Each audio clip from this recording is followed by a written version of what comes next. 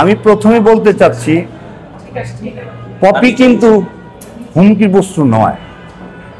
Poppy একজন চিত্রনায়িকা, poppy একজন জাতীয় চলচ্চিত্র পুরস্কারপ্রাপ্ত একজন অভিনেত্রী। পপি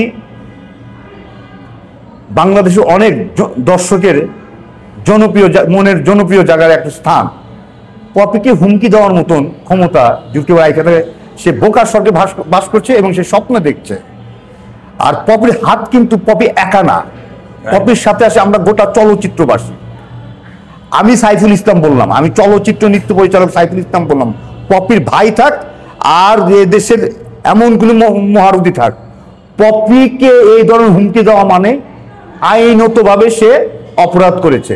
আর এই অপরাধের জায়গা বাংলাদেশে নাই। আমার শহীদ রাষ্ট্রপতি জিয়াউর রহমান কোনো অপরাধকে ক্ষমা করে নাই। আমার নেত্রী যে আপসীন নেত্রী বেগম খালেদা জিয়া আজকে মৃত্যুর সাথে পাঞ্জা, সেও কিন্তু অপরাধের সাথে সমঝোতা করে নাই। আর আমরা চলচ্চিত্রবাসী, আমরা যারা আছি চলচ্চিত্রবাসী, তারাও আমরা এই বাংলাদেশের মাটিতে অপরাধের সাথে কোনো সমঝোতা করব না। যে পপিকে হুমকি দিয়েছে সে একজন দেশদ্রোহী, সে একজন যেটাকে বলে, আমি বলবো সে একজন খুনি, সে একজন মানে সন্ত্রাসী। এই সন্ত্রাসীদের ক্ষমা এই বাংলাদেশে নাই। শহীদ রাষ্ট্রপতি জিয়াউর রহমানের বাংলাদেশে এই সন্ত্রাসীদের কোনো ক্ষমা নাই।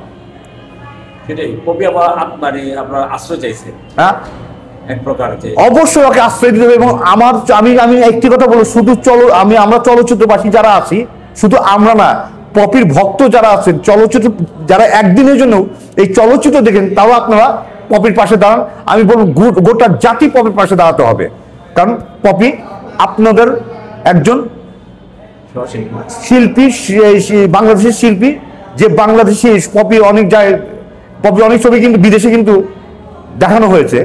পপির ছবি, পপি অভিনীত ছবি, অনেক ছবি বিদেশে গেছে, অস্কারে গেছে, এতে গেছে, হয়তো অস্কারে ওই পর্যন্ত যেতে পারে, কিন্তু অস্কারে দেখাইছে। তো সেই শিল্পীটাকে অন্যায়, সবাই তার পাশে দাঁড়াতে হবে। সোজা কথা। ব্যক্তিগত আপনি নিশ্চয়ই অনেক কাজ করছেন। হ্যাঁ, আমি অনেক কাজ করেছি, সিনেমা অনেক কাজ করেছি। আমি বলি, আমি পপির সাথে আমার প্রথম যে ছবিটা হয়েছে, ছবিটা তোমরা দেখেছো, ছবিটার নাম হয়েছিল ফিরোজ আল মামুন পরিচালিত মিলন মালার প্রেম। তারপর সৌভাগ্য দেখো, ওই ছবির প্রযোজক ছিল রাজীব সাহেব, মিজু আহমেদ সাহেব, দুইজন। হ্যাঁ, তারপরে মুশারফ হোসেন তুলা। হ্যাঁ, তো ওই ছবিতে আমার প্রথম পরিচয় পপির সাথে। যে জায়গায় আছিলাম, পপি আমাকে ভাইয়া ডাকতো, আমি পপিকে তুই, বোনের মধ্যে দেখতাম, তুই বলে ডাকতাম। তো এই জায়গা থেকে পপির সাথে, পপি শুধু পপি নয়, পপি ফ্যামিলির সাথে আমার একটা সম্পর্ক ছিল। যেমন আন্টির কথা বলো, তারপরে আঙ্কেলের কথা বলো, তারপর টপি, খেয়ালি, হ্যাঁ, তারপর ওর দুটো ভাই ছিল, দীপু একটা ছিল। হ্যাঁ, এদের সাথে আমার একটা ভালো সম্পর্ক ছিল। আমি ওদের বাসায় যেতাম, ইস্কাটনের বাসায় খাওয়া দাওয়া করতাম এবং খুব আদর করতো ওরা। তো এর মাঝে আমি বুঝতে পারলাম না যে কোন ইয়েতে আমার আন্টি, মানে পপির মা, কার বুদ্ধিতে কিংবা কোন ইয়েতে যে সন্তান তাদের জন্য এত কিছু করলো, যে সন্তান আমি বলবো যে নিজের সুখ শান্তিকে বিসর্জন দিয়ে শুধু ফ্যামিলিদের চিন্তা করে যে সন্তানরা সারাটা জীবন শুধু এই অভিনয় করেই গেল আর ফ্যামিলিকে চালালো, আর তার পিছনে আজকে সবাই পুরো ফ্যামিলিটা লেগে উইঠা পুরে লাগছে।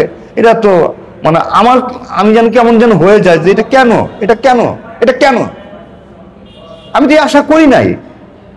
পপির জন্য আজকে পুরো বাংলাদেশ কাঁপে, বা পপির জন্য পুরো গোটা চলচ্চিত্র কাঁপে। অথচ পপি যাদেরকে মানে দুমুঠো অন্ন উঠে দিত তার কর্মের মাধ্যমে, তারা পপির পাশে নেই, তারা পপির সাথে গাদ্দারি করলো।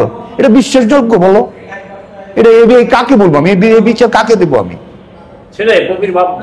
আমি কি পারবো আন্টির বিচার করতে? আমি কি মেরিনা আন্টির বিচার করতে পারবো? আমি কি পারবো ওর বাবার বিচার করতে?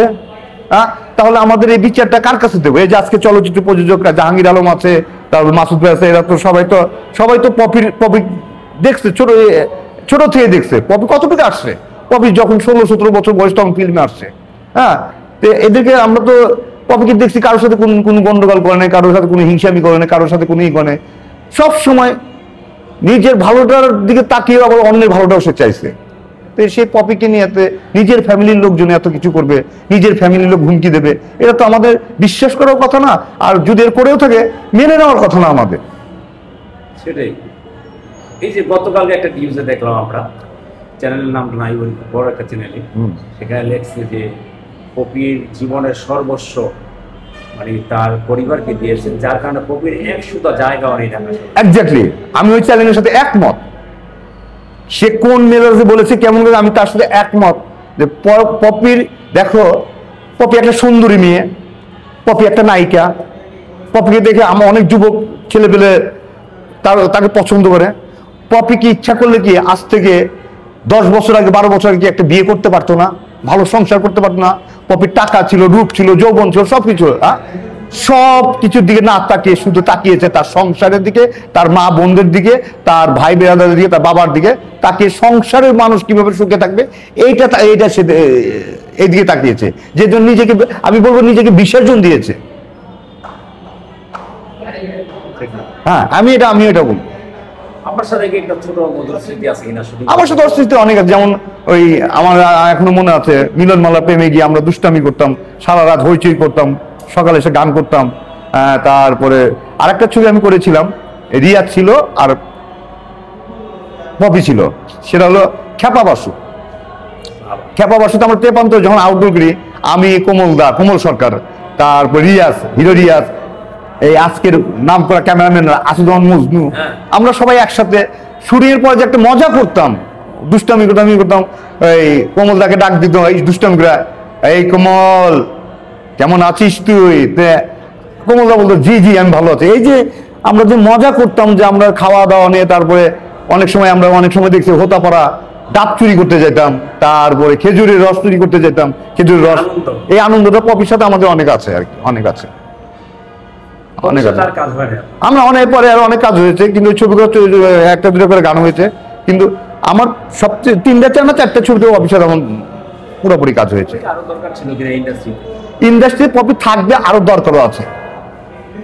পপি ইন্ডাস্ট্রির একজন, মানে আমি বলবো, আমি বারবারই কিন্তু বলি,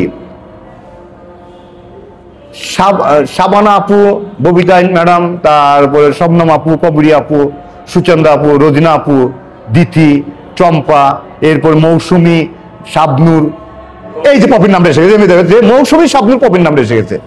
তারপরে আসে পূর্ণিমার নামটা, মৌসুমী শাবনূর পপির নামটা কিন্তু এসে যায়। তা এটা কি আমি কি আমার ভিতর থেকে এনেছি? এসে গেছে কিন্তু, মানে আমি কিন্তু অভিনয় করে আনি না, এটা কিন্তু এসে গেছে। মৌসুমী শাবনূর পপির নামটা এসে যায়, 3 নম্বর পপির নামটা এসে যায়। যে এদেরকে দরকার আছে, শুধু পপি না, এদের সেই শিল্পীগুলোর দরকার আছে, যে কারণে আজকে এই শিল্পীগুলোর কদর হচ্ছে না বলে কিন্তু চলচ্চিত্র দর্শকরা কিন্তু এখন কিন্তু ছবি দেখছে না। আজকে যারা তোমরা নতুন শিল্পী নিয়ে কাজ করছো, তারা কিন্তু চলচ্চিত্রকে বাঁচায় রাখার মতন কাজ করছে না। ওই তোমাকে বলতে হবে যে মৌসুমী শাবনূর পপির নামটা এসে যাবে, অটোমেটিক পপির নামটা এসে, পূর্ণিমার নামটা এসে যাবে, এরপরে কারণ নামটা কিন্তু আসে না। ঠিক আছে, ওকে। ধন্যবাদ। পপির উদ্দেশ্যে কিছু বলতে চান কিনা দেশবাসী? আমি দেশবাসীকে বলবো যে আপনারা সবাই পপির পাশে দাঁড়ান, পপি যেন কোনো অসুবিধায় না পড়ে, কোনো ভেজালে না পড়ে, সবাই মিলে পপিকে সাহায্য করেন, সাহায্যের হাতটা বাড়িয়ে দেন এবং পপির সাথে আপনারা পাশে থাকেন। ধন্যবাদ।